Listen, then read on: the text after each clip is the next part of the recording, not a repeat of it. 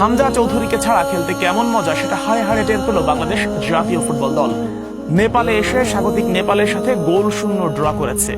Coach Cabrera Bangladesh থেকে আসার আগে বলেছিলেন হামজা থাকুক কিংবা না থাকুক, এতে দলে খুব বেশি প্রভাব পড়বে না, নেপালের বিপক্ষে সহজেই বাংলাদেশ জয় তুলে নিবে। একই সঙ্গে তার আরো একটা স্ট্যান্ড ছিল, সেটি হচ্ছে তার আসলে জেতার কোনো লক্ষ্য না, তার লক্ষ্য হচ্ছে হংকং ম্যাচের প্রস্তুতি। এবং এই গোল শূন্য ড্রয়ের পর কোচ হাভিয়ের কাবরেরা বলেছেন তিনি ম্যাচের ফলাফল নিয়ে খুশি। Absolutely, a 50-50 game. I think the most fair is the draw.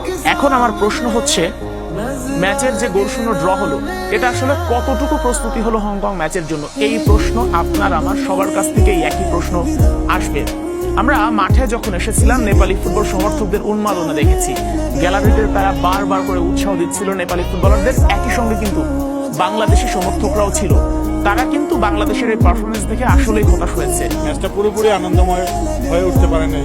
টিমে এটার মানে স্বল্পতা জিনিস, যে ওদের গ্যাপটা টিমই অনুভব করতে পারছে। দেশকে জয় দিতে এসেছিলাম, কিন্তু ড্র করছে। আগামী ম্যাচে ইনশাআল্লাহ ভালো রেজাল্ট করবে। হামজা চৌধুরীকে মিস করছি।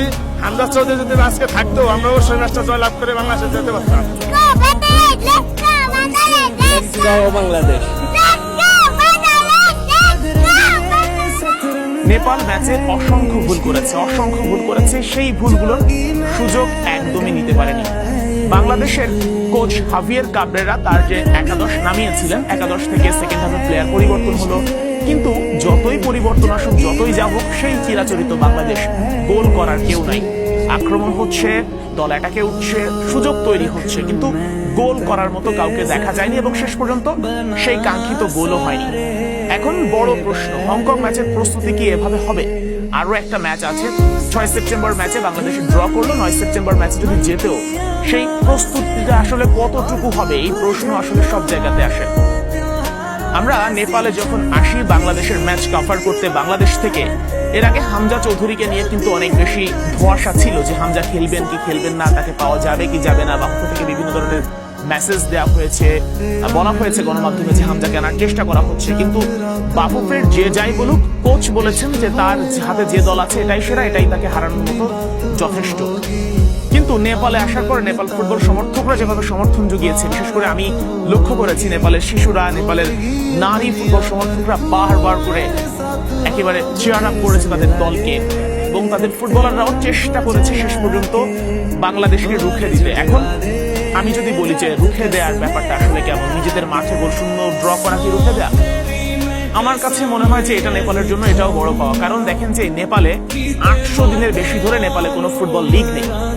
নেপাল যে দশরথ রঙ্গশালা স্টেডিয়ামে খেলেছে 2 বছর ধরে, সেই স্টেডিয়ামে খেলা বন্ধ, নিষিদ্ধ, তারা হোম ম্যাচ খেলতে পারে না।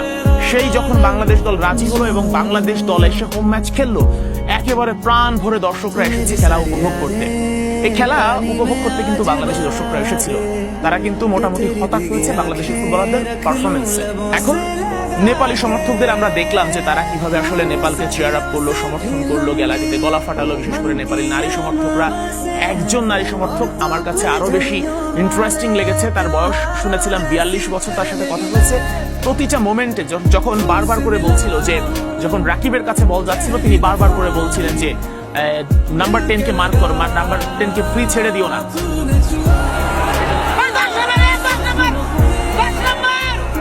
একজন নারী এইভাবে হচ্ছে, যার বয়স 42 বছর, সেইভাবে চেয়ার আপ করতেছিল গ্যালারি থেকে বারবার, এবং অনেক শিশু এসে চেয়ার আপ করছিল, এবং একই সাথে বাংলাদেশি দর্শকরাও চেয়ার আপ করেছে। দুই দলই আসলে সমর্থন দিয়েছে, যেহেতু নেপালে খেলা, নেপালের সমর্থন বেশি থাকবে, সেটাই স্বাভাবিক। কিন্তু কোচ কাবরেরার প্ল্যান কতটুকু কার্যকর হলো, কিংবা হামজা সমিত সোমদের ছাড়া আসলে বাংলাদেশ দলটা কেমন, সেই প্রশ্ন আরো একবার ওঠে। একই সাথে আরো একটা জিনিস ওঠে, সেটা হচ্ছে হামজা সমিতরা যোগ হওয়ার পরেই বা মাঠের ফুটবলে বাংলাদেশ কতটুকু উন্নতি করতে পেরেছে, কয়টা জয় পেয়েছে বাংলাদেশ দল। এবং মাঠের বাইরে অর্থাৎ অফ দ্য ফিল্ড ফুটবল নিয়ে অনেক বেশি আলোচনা হয়েছে, প্রশংসা হয়েছে, হাইপ তৈরি হয়েছে, কিন্তু দিন শেষে মাঠের ফুটবল কতটুকু উন্নত হয়েছে, কতটুকু এগিয়েছে বাংলাদেশের ছেলেদের ফুটবল, সেই প্রশ্ন আসলে থেকেই যাচ্ছে। কিন্তু আসলে আমরা এই মুহূর্তে আশা হারাতে চাই না।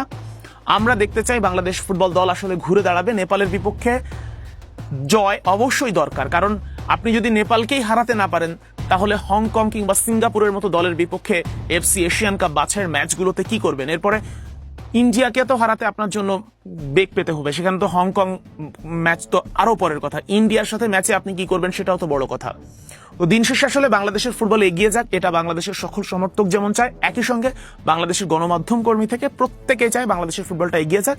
কিন্তু কাবরেরার ট্যাকটিস আসলে কতটা কাজে দিচ্ছে সেটাই বড় প্রশ্ন। Sheikh Ashik, Star News, Kathmandu.